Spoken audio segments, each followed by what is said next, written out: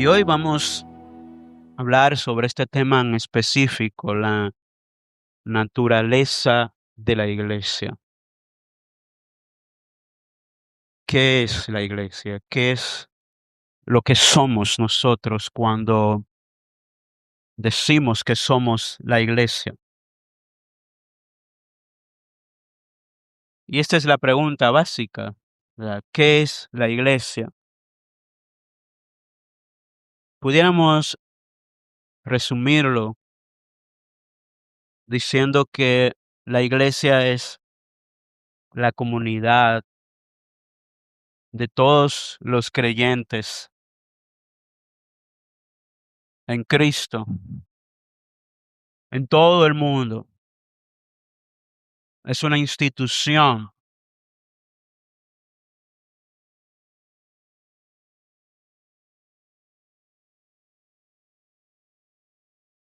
pero no podemos hablar acerca de la iglesia si primero no vemos verdaderamente cuál es su naturaleza y su origen.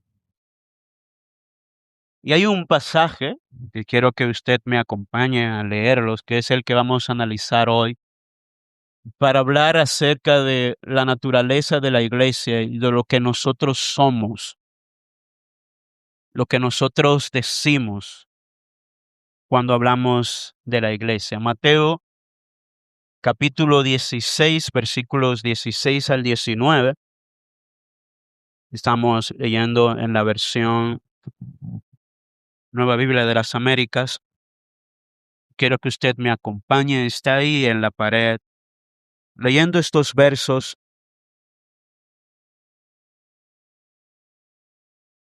Mateo capítulo 16, 16 al 19 dice: Simón Pedro respondió: Tú eres el Cristo, el Hijo del Dios viviente. Entonces Jesús le dijo: Bienaventurado eres, Simón, hijo de Jonás, porque esto no te lo reveló carne ni sangre, sino mi Padre que está en los cielos. Yo también te digo que tú eres Pedro, y sobre esta roca edificaré mi iglesia, y las puertas del Hades no prevalecerán contra ella. Yo te daré las llaves del reino de los cielos, y lo que ates en la tierra será atado en los cielos, y lo que desates en la tierra será desatado en los cielos. Quiero que incline su rostro un momento y yo quiero que oremos antes de iniciar formalmente con este mensaje. Señor Dios, gracias. Gracias por tu palabra y gracias por este momento de compartir. Pido tu dirección mientras me dirijo a tu pueblo. Señor, porque este es tu pueblo, es tu iglesia. Señor, y que cualquier cosa que vaya a decir sea conforme a tu palabra y para gloria y honra de tu nombre, Señor, y que sirva de edificación a todos aquí, incluyéndome a mí. Gracias por tu palabra y que se abran nuestros corazones y nuestras mentes para prestar atención a ella con absoluta reverencia y cuidado. Amén. Hay varias cosas que nos muestra este pasaje sobre lo que es la naturaleza de la iglesia. Y es que nosotros no podemos hablar de la naturaleza de la iglesia si primero no comenzamos hablando de Jesús. Y me encanta esta canción que hemos cantado antes del mensaje. El centro de la iglesia es Jesús. Y no podemos hablar de la iglesia si primero no hablamos de Jesús. Y esto es precisamente lo que hace este pasaje de Mateo 16. Hay varias cosas que señala este pasaje de Mateo 16 acerca de Jesús y de la iglesia y de su relación con la iglesia. Y lo primero que vemos es que este verso se encarga de decir, de hablarnos acerca de la identidad y de la posición de Jesús. ¿Quién es Jesús? Y fíjense una vez más lo que dice los versículos 16 y 17. Simón Pedro respondió, tú eres el Cristo, el Hijo del Dios viviente. Esa es la identidad de Cristo. Tú eres el Cristo, pero no solamente está hablando de su identidad, también está hablando de su posición, de lo que Él es, de lo que Él hace y de su posición como autoridad. Y ya anteriormente, los discípulos en otras ocasiones habían señalado a Cristo de esta forma. Pero hay algo especial en la forma en cómo responde Pedro a esta pregunta. Y la razón es porque la importancia de este pasaje está en que la pregunta se hizo de manera personal. Y esa es la importancia de esta declaración de Pedro. La pregunta fue personal. Si usted lee todo el contexto del pasaje, se va a dar cuenta de que esta pregunta surge de lo que la gente andaba comentando acerca de Jesús. ¿Qué creía la gente acerca de Jesús? Algunos decían que él era un profeta, que él era eh, Elías. Algunos llegaron a señalarlo como el propio Juan o cualquier otro de los profetas. Pero él, luego de escuchar que ellos están diciendo todo esto, la gente dice esto y lo otro sobre Jesús. La gente dice muchas cosas sobre Jesús. Incluso en nuestra época, la gente dice muchas cosas de Jesús. No todo el que habla de Jesús en los mismos términos que nosotros. Para muchos Jesús simplemente fue un gran profeta, un hombre ejemplar, un revolucionario, algunos lo llaman. Pero entonces Jesús, en esta conversación, le pregunta a sus discípulos, ¿y ustedes? Porque aquí lo importante no es lo que piensan los demás. Lo más importante ahora es, ¿y ustedes? ¿Qué ustedes creen? ¿Quién ustedes creen que yo soy? De manera personal. Y yo quiero también invitarte hoy a reflexionar de manera personal, ¿quién es Jesús para ti? Porque dependiendo de la respuesta a esa pregunta y dependiendo de lo que tú crees en tu corazón, también va a depender lo que tú crees acerca de ser parte de la iglesia. Te va a ayudar a entender también qué es la iglesia.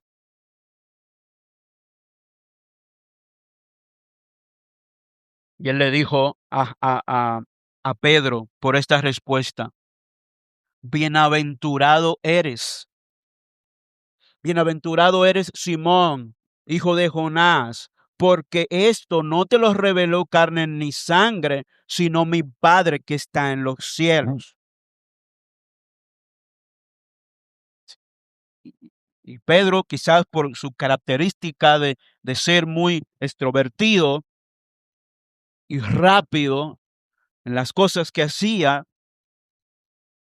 él responde esto.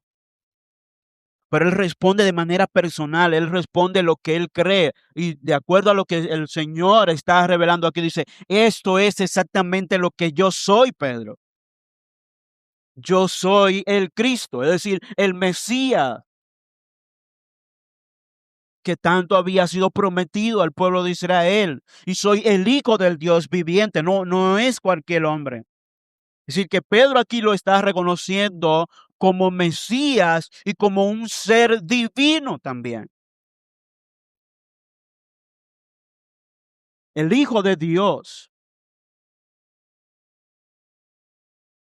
Y por eso Jesús le dice, tú eres bienaventurado porque eso que has dicho es exactamente lo que yo soy. Y lo dijiste no porque salió de ti, sino porque el Señor te lo ha revelado por medio de su palabra. Y esa es la convicción que había en el corazón de Pedro. Claro está, no estamos diciendo con esto que Pedro era perfecto en todo, pero esto es algo que el Señor lo había revelado a él de manera personal. Entonces, ¿quién es Jesús para ti hoy, hermanos?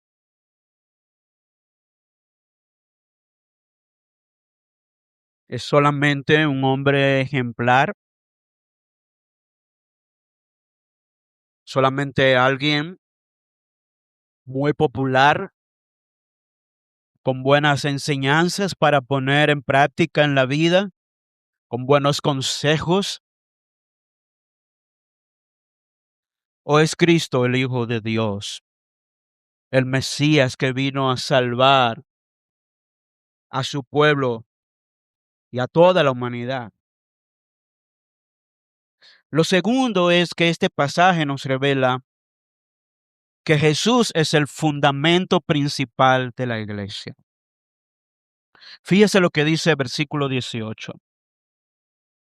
Yo también te digo que tú eres Pedro, y sobre esta roca edificaré mi iglesia, y las puertas del Hades no prevalecerán contra ella. Sobre esta roca, Señor dice, edificaré mi iglesia. Y es se cree que es el primer pasaje en donde Jesús hace referencia a su pueblo, a sus seguidores, como la iglesia, el pueblo, la comunidad de los creyentes. Y él dice sobre esta roca.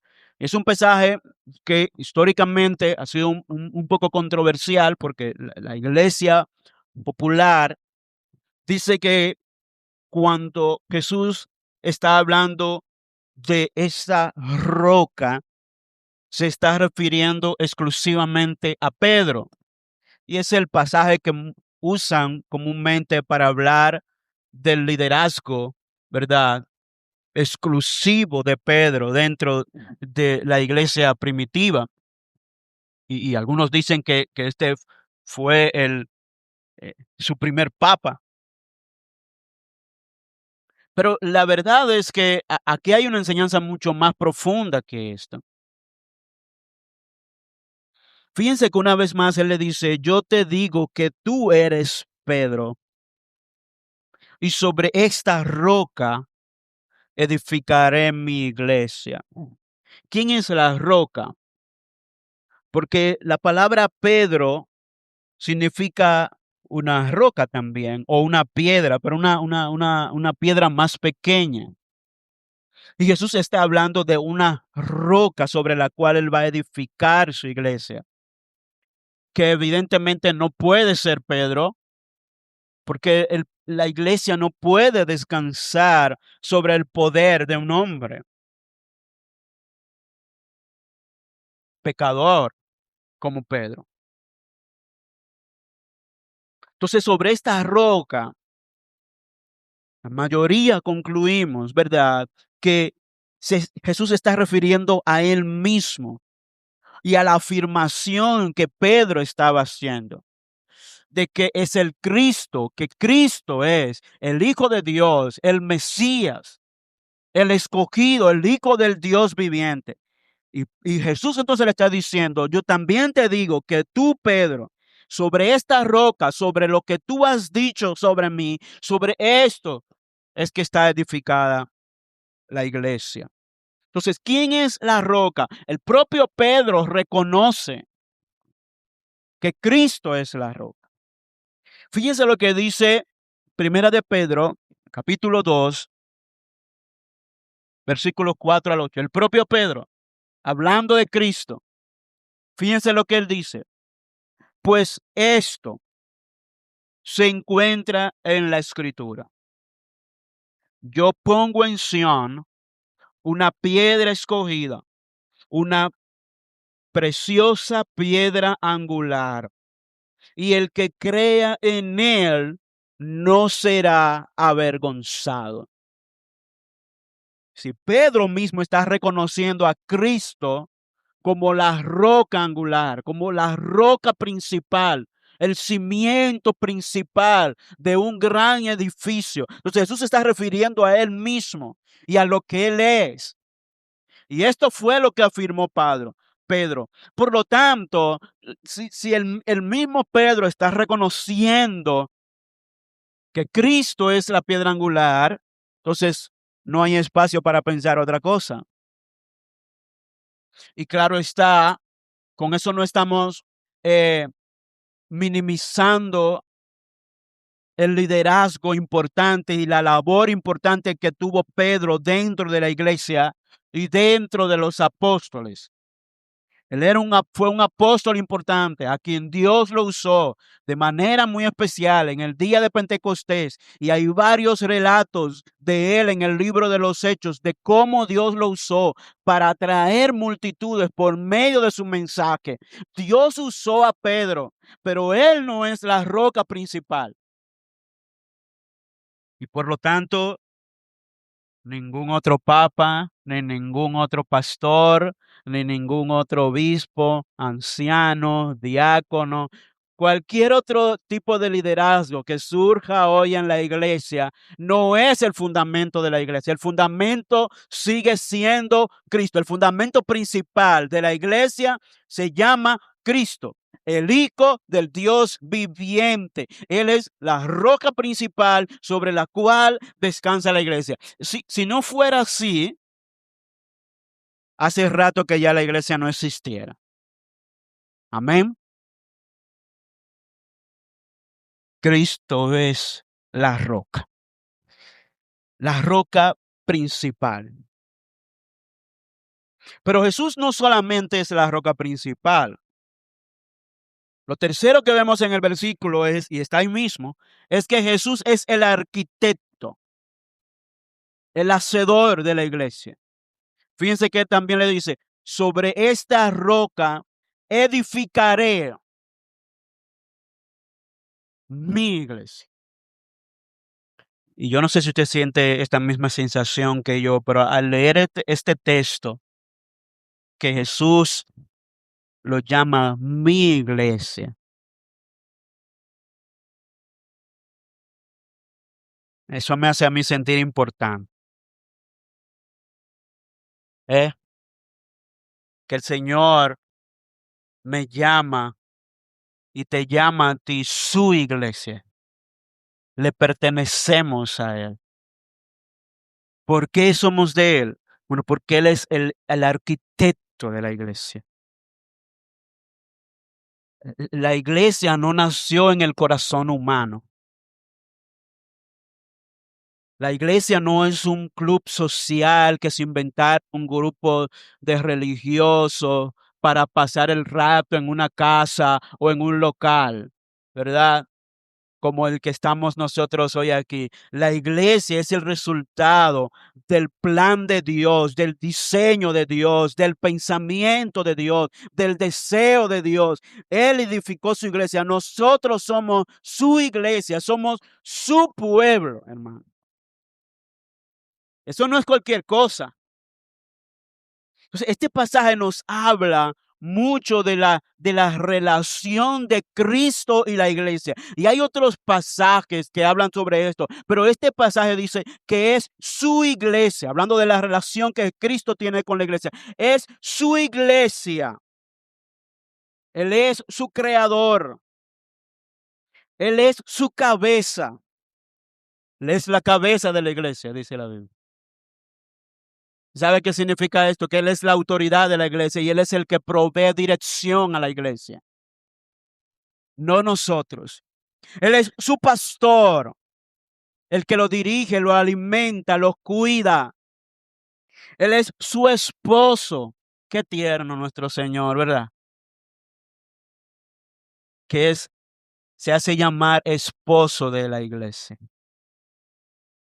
¿Usted se ha fijado en esto? En cómo es que nos llama el Señor a nosotros su iglesia. Él es su pastor, Él es su esposo. Nosotros somos su novia y estamos esperando pacientemente el día de la boda. Amén. Hay una relación cercana de amor, de ternura. Dios ama a su iglesia porque Él murió por ella, se entregó por ella, se sacrificó por ella, dio hasta lo sumo por su iglesia. La ama profundamente y Él es su fundamento. Si sobre Él es que nosotros descansamos. Por eso cuando Él dice, edificaré mi iglesia, habla de esta relación cercana que Cristo tiene con usted y conmigo, que somos parte de esta iglesia. Nosotros somos la iglesia, nosotros somos su iglesia, no somos un club, no somos cualquier cosa en este mundo, hermano. Somos su iglesia, hermano. Y en cuarto lugar, este pasaje nos habla de la autoridad de la iglesia. Versículo 19, fíjese lo que dice. Yo te daré las llaves del reino de los cielos. Yo te daré las llaves del reino de los cielos.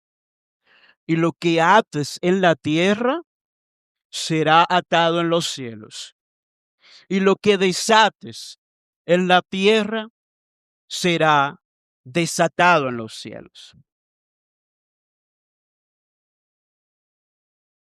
Y está hablando aquí en primer lugar de que esta autoridad, la autoridad de la iglesia, reside en Jesús.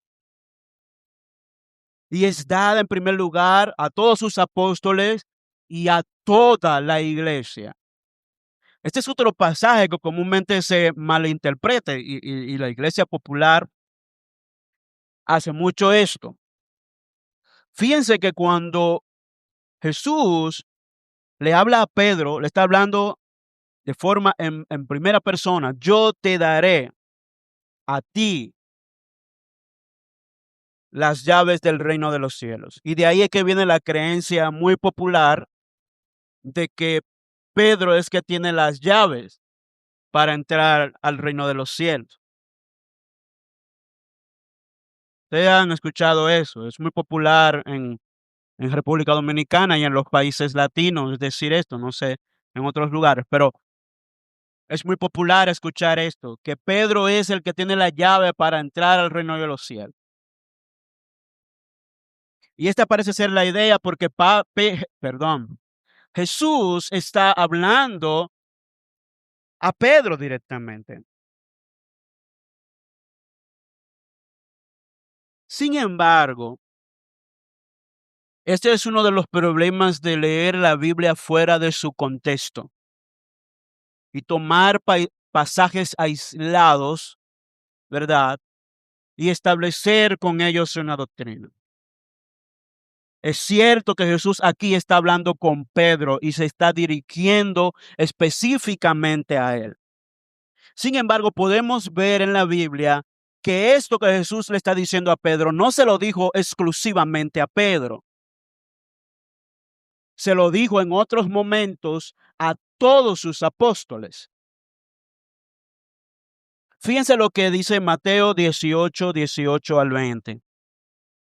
En verdad les digo que todo lo que ustedes aten en la tierra será atado en el cielo. Y todo lo que desaten en la tierra será desatado en el cielo. Fíjense cómo aquí cambió, porque ahora Jesús no se está dirigiendo a un solo discípulo o a uno de sus apóstoles. Ahora se está dirigiendo a todos los que estaban presentes. Dice, y en verdad les digo que todo lo que ustedes, aquí está hablando en qué, en plural. O sea que la llave no es solamente para Pedro. Fíjense que son los mismos términos, porque la llave ¿para qué es? ¿Para qué sirve una llave? Para abrir y cerrar, ¿verdad? Para librar o encarcelar, para permitir o para prohibir. Entonces Jesús le está diciendo en Mateo 18, 18 al 20, a todos sus apóstoles y probablemente a todo el que estaba ahí presente, que era un creyente, les dice, lo que ustedes aten en la tierra será atado en el cielo, y lo que ustedes desaten en la tierra será desatado en el cielo. Versículo 19. Además les digo que si dos de ustedes se ponen de acuerdo sobre cualquier cosa que pidan aquí en la tierra, les será hecho por mi Padre que está en los cielos. Porque donde están dos o tres reunidos en mi nombre, allí estoy yo en medio de ellos. En otras palabras, Jesús está dándole la misma autoridad a toda su iglesia. Efesios capítulo 2, versículo 19 al 22 también nos habla de esta idea. Escucha lo que dice acerca de nosotros. Ahí estamos incluidos nosotros los que no somos judíos. Así pues, Efesios 2, 19 al 22. Así pues, ustedes ya no son extraños ni extranjeros, sino que son conciudadanos de los santos y son de la familia de Dios. Están edificados sobre el fundamento de los apóstoles y profetas, siendo Cristo Jesús mismo la piedra angular, en quien todo el edificio bien ajustado va creciendo para ser un templo santo en el Señor. En Cristo también ustedes son juntamente edificados para morada de Dios en el Espíritu. Y está hablando aquí de todo, toda la iglesia, ¿verdad? Ahora descansando sobre Cristo. Cristo es la roca principal, es el fundamento principal. Luego están los apóstoles y profetas como parte también del fundamento sobre Cristo. Y sobre esto todo el edificio que conformamos nosotros. Y dice, para hacer residir en nosotros el Espíritu Santo, que es la autoridad de la iglesia. De manera que, hermanos, la roca de la iglesia es Cristo. Y las llaves de la autoridad le fue dada a la iglesia. Hermanos, nosotros tenemos esta autoridad. Ahora, ¿qué significa esto de que nosotros tenemos la llave del reino de los cielos? La iglesia, todos los creyentes, tenemos las llaves del reino de los cielos. Las llaves del reino de los cielos la tiene la iglesia. Es la autoridad que Dios nos ha dado. Y hace referencia a la autoridad dada por Cristo, a sus apóstoles y a los creyentes fieles de todas las épocas. Y se ejerce por la predicación y enseñanza de la verdad y la aplicación de la disciplina en la iglesia. En los contextos donde se habla de esta autoridad, que tiene la iglesia para atar y desatar, se está hablando en estos términos. Nosotros, al enseñar la palabra de Dios, al predicar el evangelio de Dios, al predicar la verdad de la palabra de Dios, esa palabra no sale sola, esa palabra sale con la autoridad que Dios ha conferido a la iglesia, hermanos.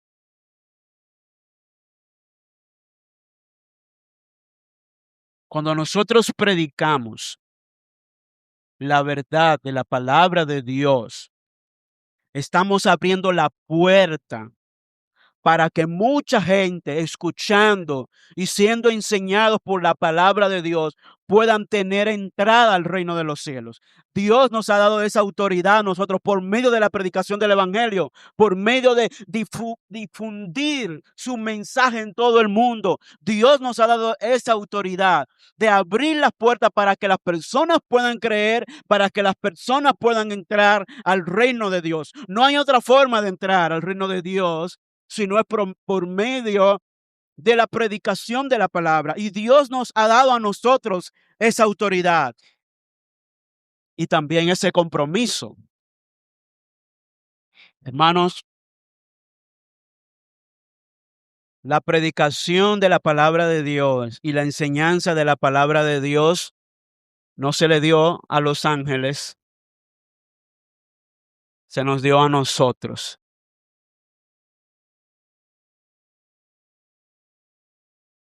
En Mateo 28,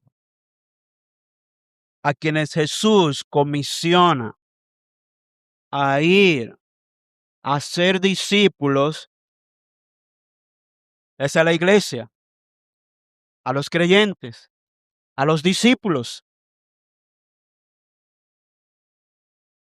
Y en ese mismo pasaje dice que los manda con autoridad, con su autoridad. Antes de él mandarlo a ser discípulos a todas las naciones, él dice esto: toda autoridad me es dada en los cielos y en la tierra, por tanto, id de hacer discípulos. Es decir, Jesús le está diciendo, esta es la autoridad que yo le estoy dando a ustedes. En mi nombre y con mi poder y bajo mi dirección y en mi cimiento, vayan y hagan discípulos en mi poder. Y ese es el poder y esas son las llaves del reino de los cielos. La única forma en que el hombre puede tener llave para entrar al reino de los cielos es por medio de escuchar la palabra de Dios y poner su fe en esa palabra. Y los responsables de predicar esa palabra con la autoridad de Cristo somos nosotros. Amén.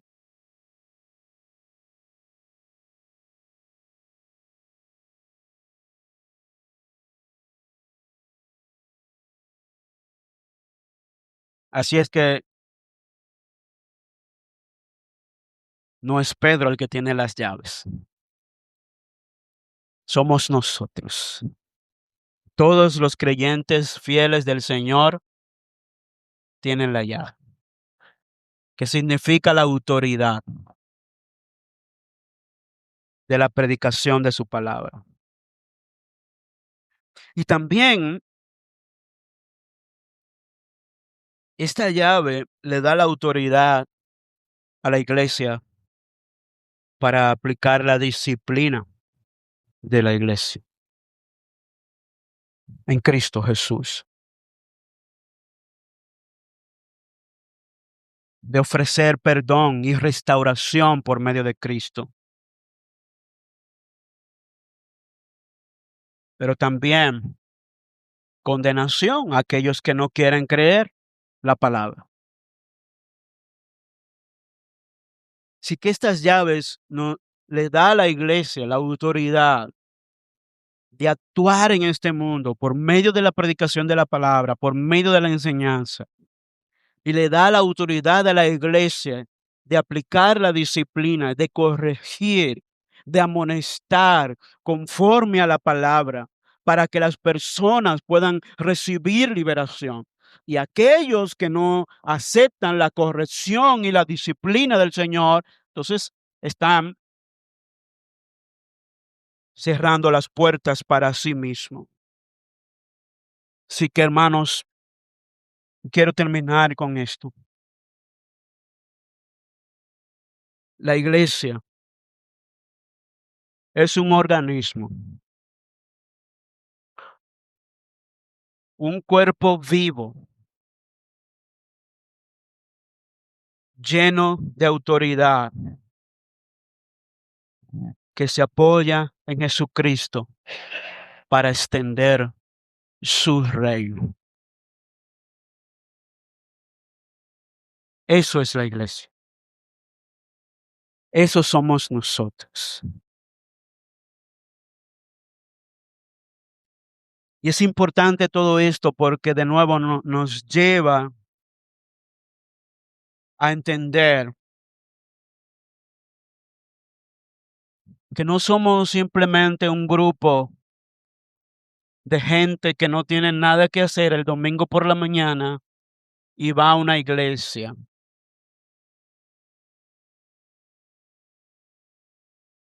No somos un fenómeno de la cultura o de la costumbre.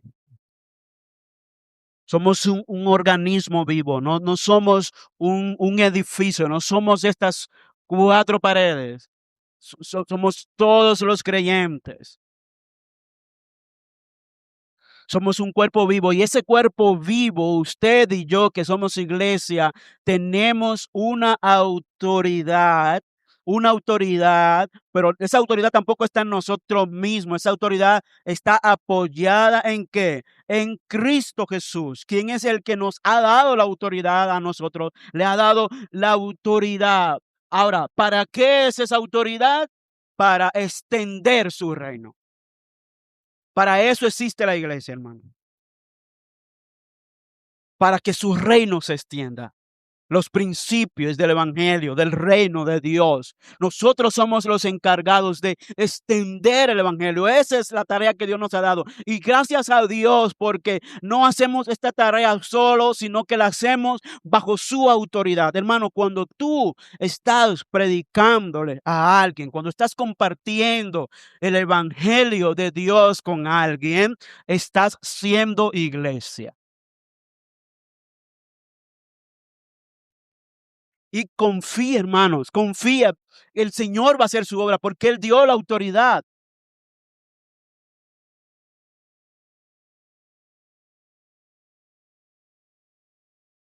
Y yo sé que muchas personas abusan por ahí afuera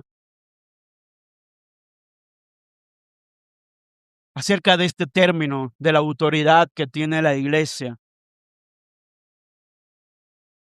Muchos creen como que se trata de asuntos místicos y sobrenaturales todo el tiempo.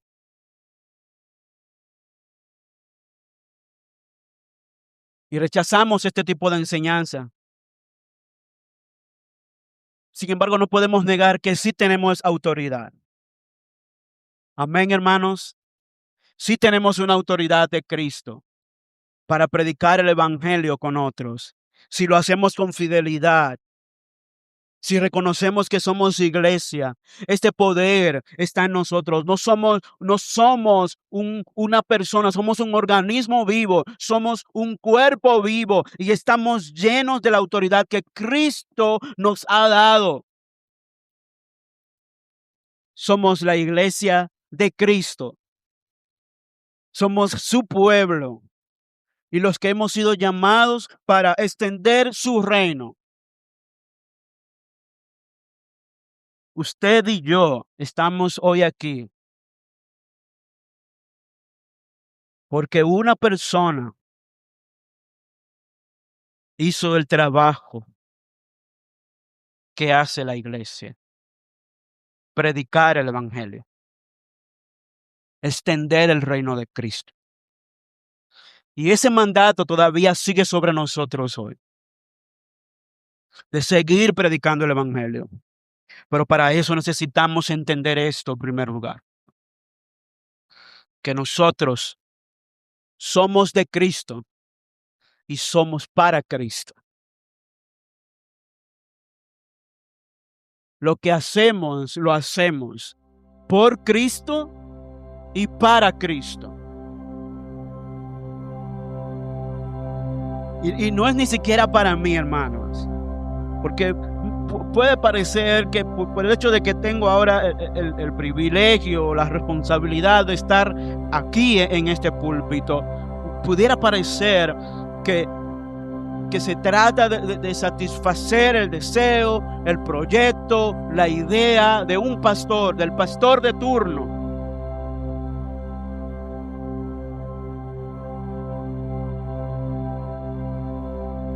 Hermanos, lo que somos como iglesia no lo construí yo, ni lo construyó nadie, ninguno de los que estamos aquí, ni ninguno de los que va a venir. La iglesia es la obra de Cristo.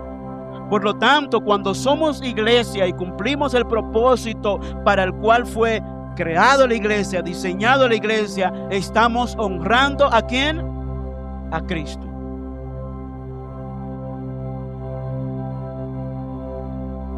La iglesia es un organismo vivo, un cuerpo vivo y lleno de autoridad que se apoya en Jesucristo para extender su reino.